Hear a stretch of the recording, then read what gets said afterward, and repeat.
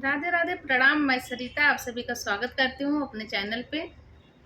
आशा करती हूँ कि आप सब लोग स्वस्थ होगे, मस्त होगे, अपने अपने जीवन में एकदम व्यस्त होगे।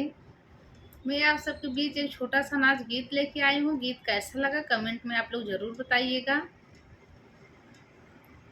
कोयल बोले झनकार जियरा लागे ना हमार, कोयल बोले झनकार जियरा लागे ना हमार, कोयल बोले झनकार जियरा लागे ना हमार।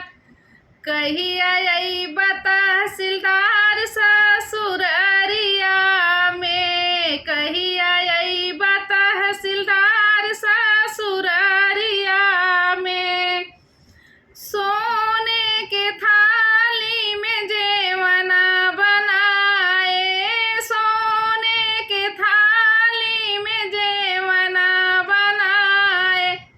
कहिया जइबा तहसीलदार ससुररिया में, कहिया जइबा तहसीलदार ससुररिया में।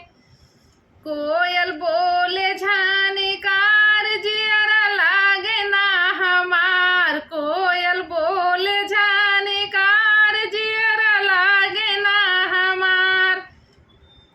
झाझरई गेड़ुआ सुरहिया भर पानी, झाझरई गेड़ुआ सुरहिया भर पानी। कहिया घोटबा तहसीलदार ससुररिया में, कहिया घोटबा तहसीलदार ससुररिया में। कोयल बोले झनकार जियरा लागे ना हमार, कोयल बोले झनकार जियरा लागे ना हमार।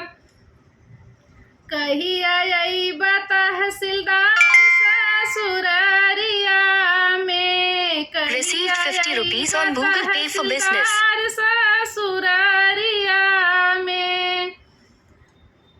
लवंग इलायची कबीरा जोड़ाए, लवंग इलायची कबीरा जोड़ाए।